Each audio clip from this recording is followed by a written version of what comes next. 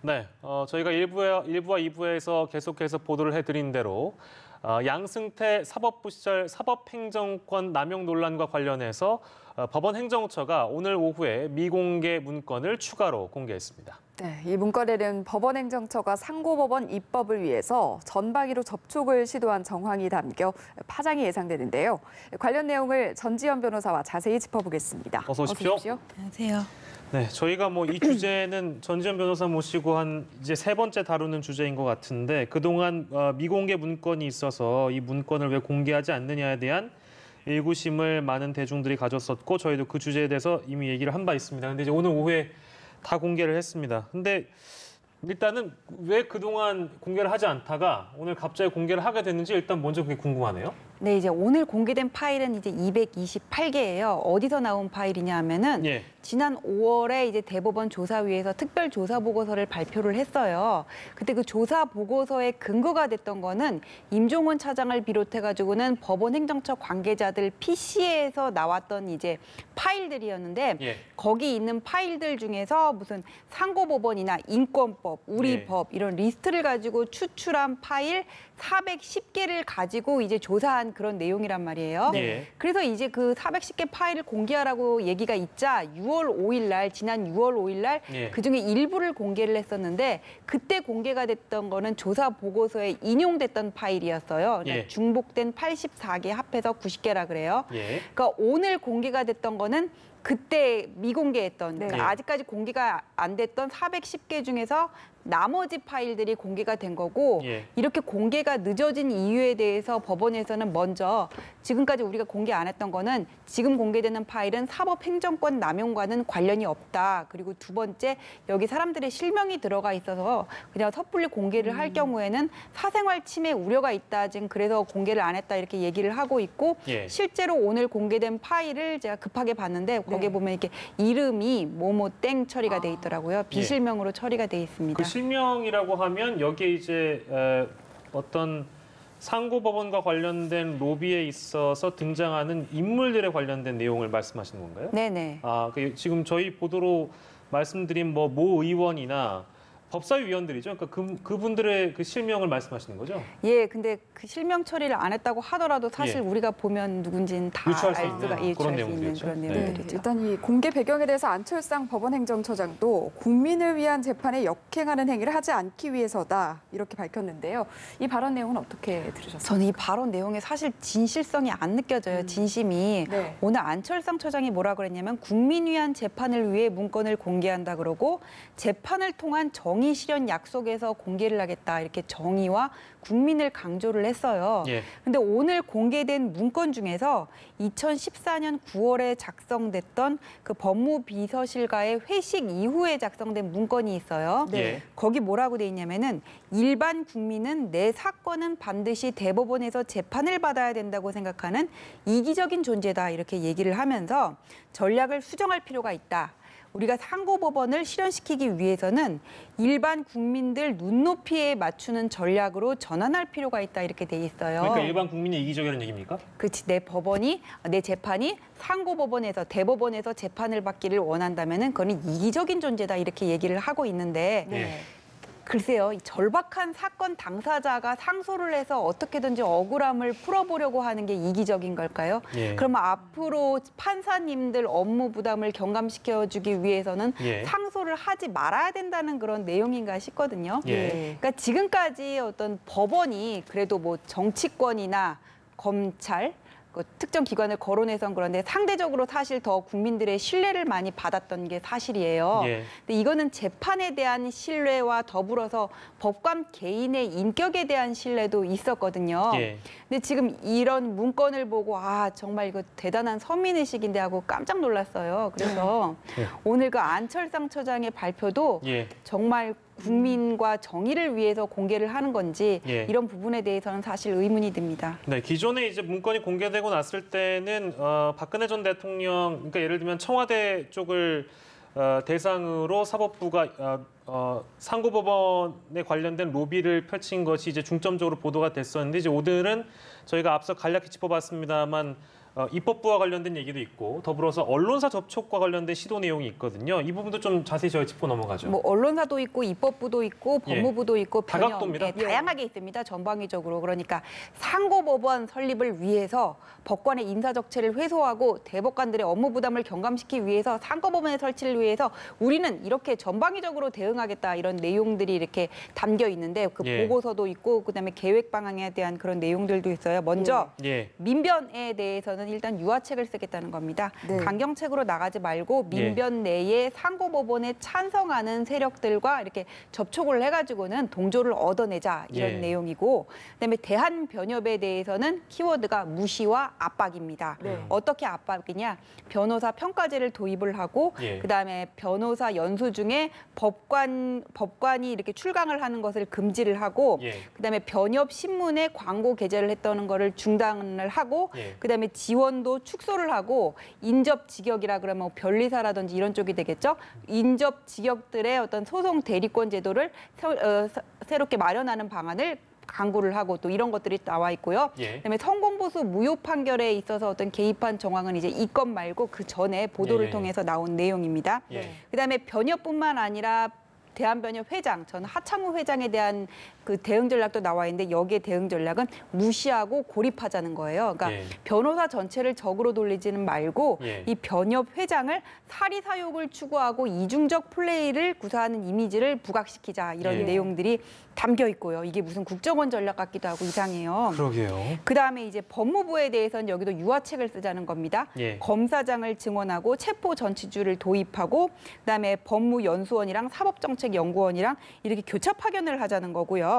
상부상조 하자는 거겠죠. 그다음에 언론은 언론 동향에 따라서 어떤 보수 언론이랑 진보 언론이랑 나오고 거기에 상고법원을 찬성하는 칼럼을 실게 한다든지 아니면 여론조사를 통해서 상고법원이 정말 필요한 기관이라는 거를 국민에게 인식시키는 방향이 필요하다 이런 것들이 들어가 있고요. 그다음에 국회에 관한 입법 전략에 대해서는 그 법제사법위원회 그 위원들을 성향을 다 파악을 했어요. 진보 성향, 보수 성향, 상고법원에 대한 입장을 파악해서 개인적인 네트워크를 통해서 어떠한 루트로 접근하자 이런 내용들이 있고 그다음에 청와대에 대한 대응 전략은 우리가 이미 보도를 통해서 알고 있잖아요. 상고법관 임명에 어떤 그러니까 대통령의 의중을 반영시킬 수 있도록 하고 그다음에 정부의 정책 기조에 부합하는 판결이 난 것을 가지고 지렛대로 삼으려 했다 이런 내용들에 대해서는 우리가 익히 알고 있는 거죠. 네, 뿐만 아니라 행정처의 권한 남용 정황이 추가로 많이 드러났는데 이런 부분들이 사법부의 신뢰도에는 어떤 영향을 줄까 고민해 보지 않을 수 없죠.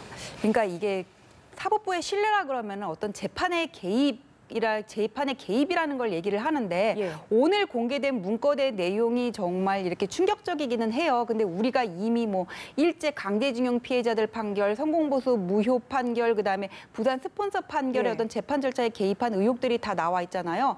그거에 비하면은 사실 그 충격은 덜하거든요. 그러니까 오늘 공개된 문건만을 가지고 어떤 재판 개입 의혹이 있었다고 보기는 좀 어려워요. 물론 뭐 이렇게 개인에 대한 사찰 의혹 그런 내용들도 있기는 하지만 그런데 이게 지금 전부 다 로비에 관한 내용이잖아요. 이 로비라는 게 그러니까 가깝게 접근을 해서 밥 한 번 먹고 끝나는 거는 아니고 뭔가 원하는 거를 주고받을 수 있는 그런 연결고리가 있어야지 또 이게 성공을 하는 거거든요. 그래서 이게 그냥 단순히 로비라는 게 만나서 의원들 보고 뭐 밥 먹고 상고법원 추진해 주세요 부탁을 하고 말았는지 아니면 그 과정에서 법원이 쥐고 있는 무기가 뭐겠어요? 재판이잖아요. 그래서 이런 부분을 가지고 거래가 있었는지 이 부분에 대해서는 좀 더 조사를 해봐야 되는 문제라고 생각합니다. 조사가 문제죠, 그러니까. 조사를 해야 되는데 검찰 입장에서는 좀 난감한 상황이고 그 얘기는 좀 저희가 뒤에 하겠습니다만 일단은 뭐 저희가 처음에 질문 드렸던 거에 동호반복일 수 있겠는데요. 일반적으로 보기에는 그 오늘 오후에 문건이 추가로 다 공개됐습니다만 왜 이렇게 늦게 공개하느냐 이런 제 식구 감싸기에 대한 어떤 여론이랄까요? 이런 것들을 피할 수 없을 것 같아요. 그렇죠. 이게 우리가 이 문건이 공개되기 전에 지금 모 일간지에서 단독으로 국회의원들의 재판 민원에 대한 의혹을 보도를 했단 말이에요. 예. 이게 지금 임종원 차장의 USB에서 다 나온 내용이라고 하는데 예. 임종원 차장의 USB에 나온 내용이 그러니까 지금 공개된 내용들보다 훨씬 충격적이에요. 그러니까 지금 내용에 공개된 것들이 오늘 공개된 내용들이 어떤 로비에 관한 정황이니까는 예. 이런 것들을 감추기 위해서 의혹을 감추기 위해서 지금까지 공개를 안 했냐 이런 예.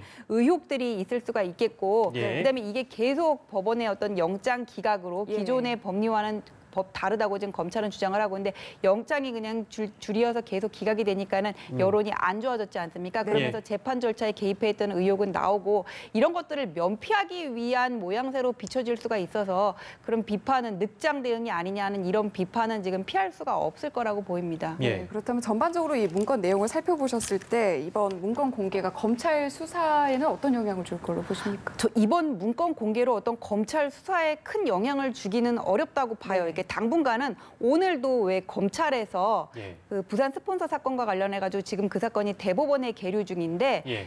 소송 기록에 이제 열람 등사를 신청을 했는데 거부했다 이렇게 얘기를 하니까는 또 법원에서는 그게 아니라고 또 바로 반박을 했잖아요.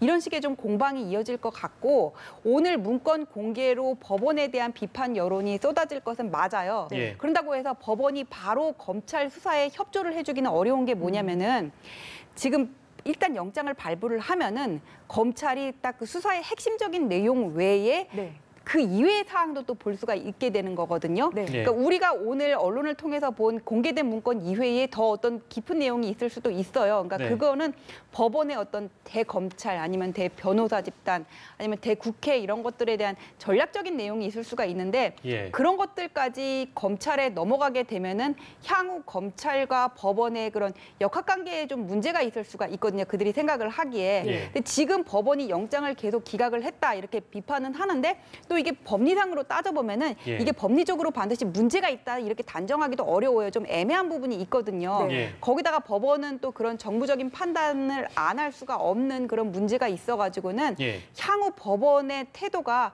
뭐 급변할 것이다. 그렇게 아. 검찰 수사가 동력을 확보하게 될 것이다. 이렇게 예단하기는 어렵다고 봅니다. 실제로 뭐 받아들이는 이제 국민들이나 시청자분들께서는 뭐 이제 말씀하신 핵심적인 사안들 외에 다른 것들을 검찰이 발견하게 된다면 법원 입장에선 난감할 수 있기 때문에 영장 발부나 이런 부분에 약간 미진할 수 있을 것이다라는 시각은 떳떳하면 왜 공개하지 못하겠느냐라는 굉장히 단순한 비판이 올 수 있습니다. 그렇기 때문에 뭐 보시는 분들도 저의 의견에 공감할 수 있겠습니다만 아무튼 그렇고 영장 기각을 하면서 대부분 사유가 제 기억이 맞는지 모르겠습니다만 뭐 별건 수사로 볼 수 있다거나 아니면은 공무상 비밀에 해당한다 이런 내용이었거든요.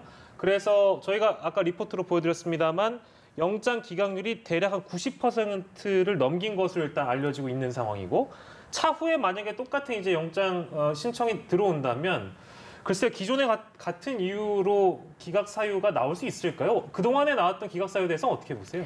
그러니까 그 지금 말씀하셨던 거는 이게 부산 스폰서 의혹과 관련해가지고 법원 행정처와 그다음에 예. 부산의 문무판사 사무실에다가 압수영장을 신청을 했더니 문무판사에 대해서는 별건이다 그러고 예. 행정처에 압수했던 거는 법원 행정처가 나중에 이거를 뭐 임의로 공개할 거를 배제할 수 없다. 그다음에 예. 공무상 비밀이란 이유로 영장을 기각했고 문무판사는 별건이라는 거였어요. 근데 예. 그 별건이라는 게 엄밀히 보면은 법원이 영장을 청구했던 게 무모판사에 대해 영장을 청구를 했던 게 어떤 개인 비리에 관해서 당시에 그 법원 행정처가 이거 눈 감았던 그 의혹을 수사를 하기 위해서 예. 영장을 청구했다고 얘기를 했거든요. 예. 이건 엄연히 보면은 재판 거래하고는 별건인 게 맞아요. 예. 근데 사실 그 외에 우리가 더 다른 것들을 알고 있으니까 이게 어떤 법원의 제 식구 감싸기가 아니냐 이런 비판이 있는 거거든요. 예. 네. 그리고 그 공무상 비밀이라든지 그다음에 공무상 비밀이라든지 나중에 임의 공개할 그 가능성이 있다. 이거는 사실 좀 이해가 안 되는 부분이 있는 거는 맞거든요. 예.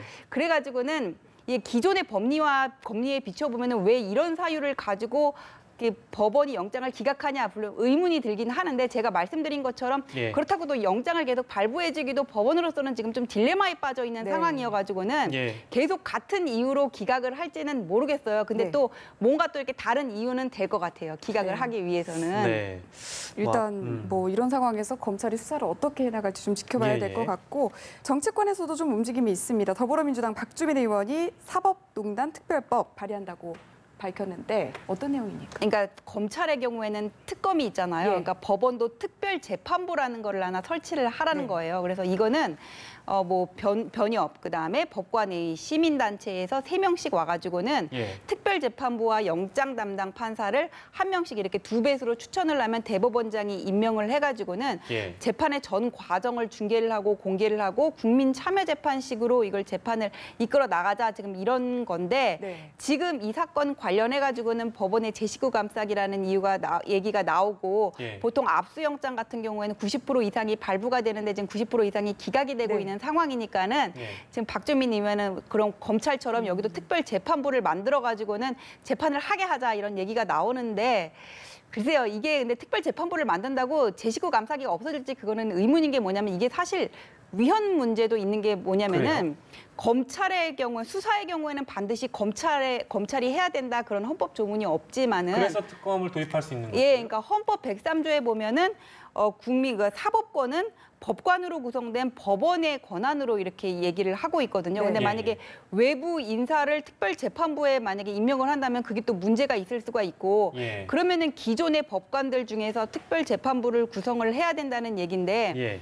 이게 뭐 사법권 남용과 의혹이 있는 법관은 물론 되겠지만은 기존의 법관은 어차피 또 기존의 법원 조직에 속해 있는 사람이고 또 임명을 대법원장이 하는 거지 않아요. 그래서 예. 특별재판부를 도입한다고 하더라도 이게 국회에서 통과될지도 모르겠지만은 예. 과연 이런 제19 감싸기 의혹을 불식시킬 수 있을지 여기에 대해서는 좀 의문이라는 얘기가 있습니다. 네, 일단 영장 기각에 의해서 셀프 재판 우려가 나오는 상황에 더불어민주당 박주민 의원이 얘기를 꺼냈습니다. 특별재판부 특별법을 제정해야 된다. 하지만 이것이 위헌 사유도 좀 있기 때문에 현실과 과연 맞는 것인가 저희가 좀 지켜보긴 해야 되겠습니다.